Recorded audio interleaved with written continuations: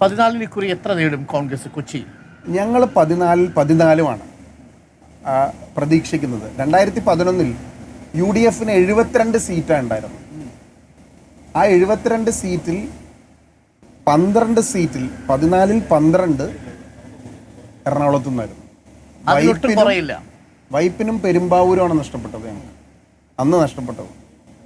പക്ഷേ ഞങ്ങൾ ആഗ്രഹിക്കുന്നത്, ഞങ്ങൾ പ്രവർത്തിക്കുന്നത്, ഞങ്ങൾ പ്രതീക്ഷിക്കുന്നത് 14-14 അതിനുള്ള എല്ലാ അന്തരീക്ഷവും പരമ്പരാഗതമായ കോൺഗ്രസിൻ്റെ UDF പൊന്നാപുരം കോട്ടയാണ്, ഞങ്ങളുടെ ജില്ലയാണ്. ഞങ്ങൾ എവിടെയൊക്കെ ഞങ്ങൾക്ക് തെറ്റ് തിരുത്തേണ്ടതുണ്ടോ അവിടെയൊക്കെ തിരുത്തിയിട്ടുണ്ട്, മാറ്റങ്ങൾ സംഭവിച്ചിട്ടുണ്ട്, പരീക്ഷണങ്ങൾ നടത്തിയിട്ടുണ്ട്. അതിൽ മാറ്റമുണ്ടാവുമെന്നാണ് ഞങ്ങൾ പ്രതീക്ഷിക്കുന്നത്. മുഖ്യമന്ത്രിയായിട്ട് അധികാരത്തിലെത്തിയാൽ രമേശ് ചെന്നിത്തലയുടെ പേര് കെ സുധാകരൻ പറഞ്ഞു, PJ കുര്യൻ പറഞ്ഞു. ഒരുപാട് പേരുടെ പേര് പറയുന്നുണ്ട്. എനിക്ക് മുഖ്യമന്ത്രി ആവാൻ ആഗ്രഹമുണ്ട്. ആർക്കാണ് ആഗ്രഹമില്ലാത്തത്? ഞാൻ പറയുന്നത് ഇത് ആഗ്രഹത്തിൻ്റെ പ്രശ്നമല്ല. അങ്ങനെ ഒരു MP-ക്ക് ആഗ്രഹം തോന്നുന്നതുകൊണ്ട് തെറ്റില്ല. പക്ഷേ കേരളത്തിലെ മുതിർന്നൊരു MP-ക്ക് അങ്ങനെ തോന്നിയാൽ അതൊരു പ്രശ്നമാവൂ? ഡോക്ടറെ, വളരെ സിമ്പിളാണ്.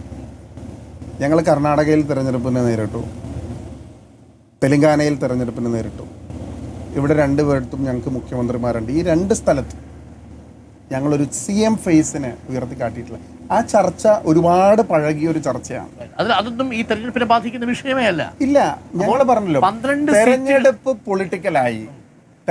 പൊളിറ്റിക്കലായി ജനം വോട്ട് ചെയ്യാൻ തയ്യാറായിട്ട് നിൽക്കുകയാണ്. Politics will change every day, every second, every hour. പക്ഷേ കേരളത്തിലെ ജനങ്ങളൊരു തീരുമാനം എടുത്തിട്ടുണ്ട്.